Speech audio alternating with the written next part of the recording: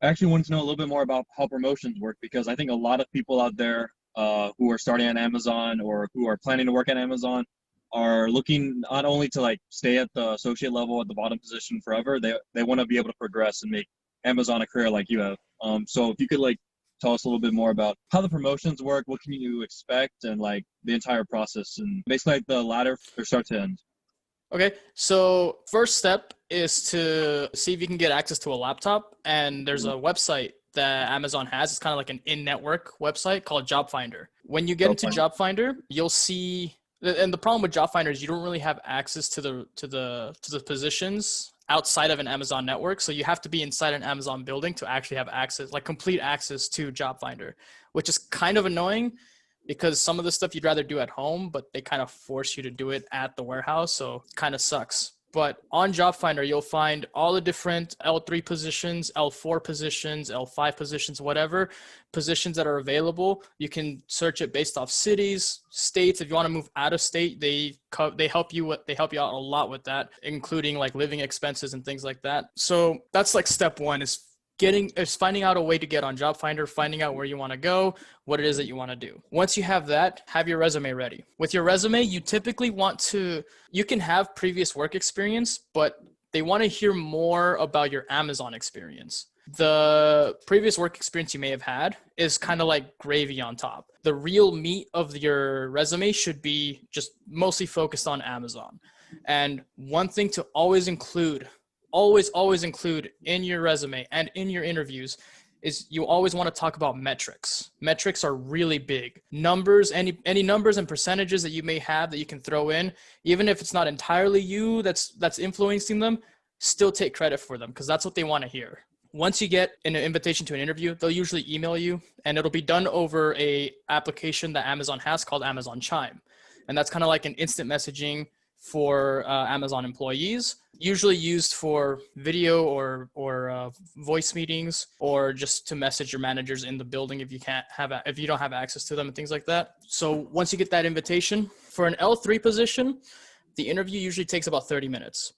They'll ask you 3 to 4 questions max. And it's there's a very specific method of how you answer these questions. And this method's called the STAR method. And I will try to link that or send you the link to where you can find that so you can have it on your video as well. But basically what they do there is they explain to you what are the Amazon principles and like what the questions are going to revolve around. So for example, one of the Amazon principles is customer obsession. They will ask you a question about customer obsession. And so the question will go something like this. Tell me a time of when you went above and beyond to make sure a package is properly delivered to a customer. That would be like one of the questions, right? And so the way you have to answer it, there's a method called the STAR method. And the way the STAR method works is they'll want you to paint out the scenario first. The next step is to kind of describe the goal, the results. I believe that was it actually. Those are like the big 3. Sorry. Those are the big 3. So your response could be, there was a late trailer that came into the warehouse. So the goal was to process that entire trailer in 30 minutes before the shift was over. What you did, it was the action and then the result. Sorry. So action and then result. The action that you took could be like, I ensured that we had enough people to finish the little sort that we had for the late trailer, and made sure that all the routes were set up properly and make sure it was routed correctly. And then we flowed at about maybe 25,000 or 2,500 packages per hour to ensure that we finished all of the volume. And then the results were that we were able to finish or we didn't finish, whatever really happened at the end. But you always want to bring up some sort of number. Another tip that I want to give out is a lot of these terms tend to be region based from what I've discovered. So for example, here on the West Coast, we'll call it like FPH, right? Or our flow per hour, which is how many packages we're scanning per hour. On the East Coast, I don't know what they would call it over there, but it might not be the same. So don't just use the abbreviations, use the full meaning, right? Use FPH and then say or flow per hour, or DPMO, or defects per million opportunities. Never just use the abbreviations, because then they'll get confused, or they might get confused. After that, if they like you in the interview, they'll usually get back to you in like a week or 2 and they'll give you the option of either accepting the offer that you originally applied for or what's called an incline. And the incline is highly coveted to most people because the incline basically means that you declined the original position, but it shows on your applications that you've taken an interview, and that improves your odds. And in some cases, if you try to apply to another warehouse, they won't even interview you because you have that incline. You'll just get the spot immediately in some cases. In other cases, they'll want an interview, but the interview will be a lot faster than your original one because you have that incline. They know that you've already done it. So those are kind of the two routes that you can take. I know for higher positions, the interviews tend to be a lot longer. I know for the next level, which is the L4s, their interviews can take an hour to an hour and a half. Wow. And then L5s, I think, take like an hour and 45 minutes to almost 2 hours. Most process assistants or shift assistants typically start at $16.50 an hour, but I've seen people start off at $18.50 an hour. I've seen people start at $20 an hour.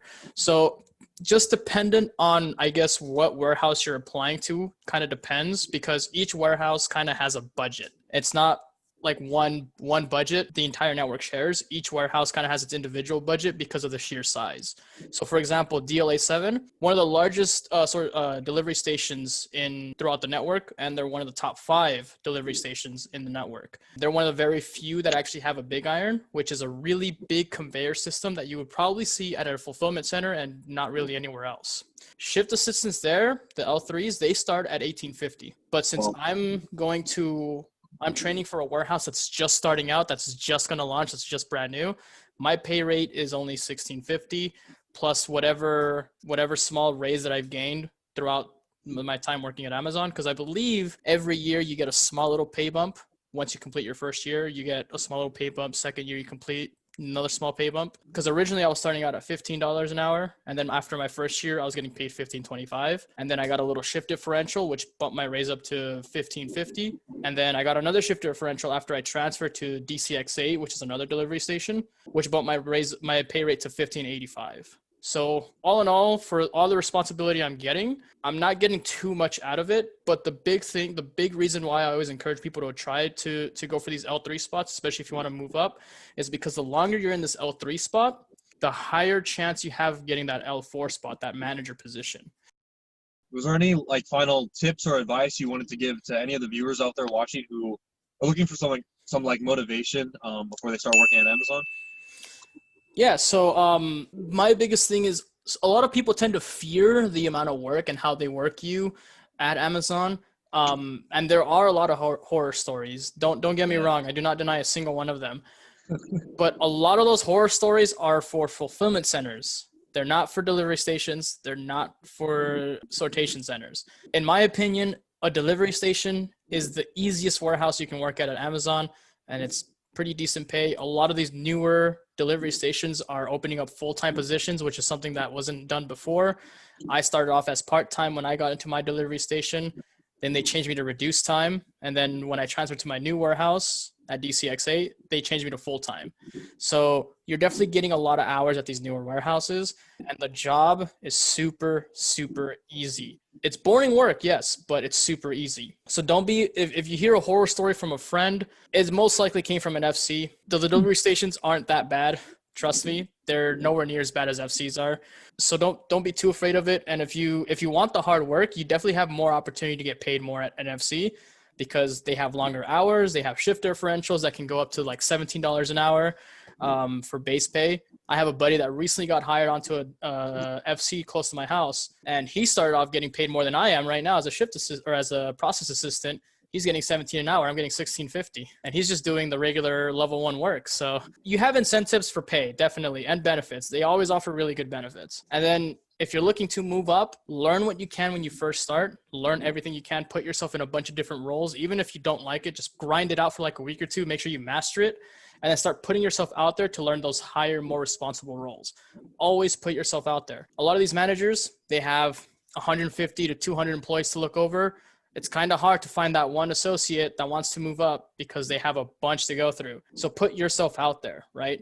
ask them, can I do something that has a little more responsibility? Can I do quality checks? Can I do problem solving? Can I do, sweeping, gatekeeping, whatever it is that they offer that doesn't usually require the regular manual work? And then that way they can start looking at your performance individually. They'll see, okay, I'm stowing at, like, you're a delivery station, you're stowing at 350 packages per hour. That's pretty good.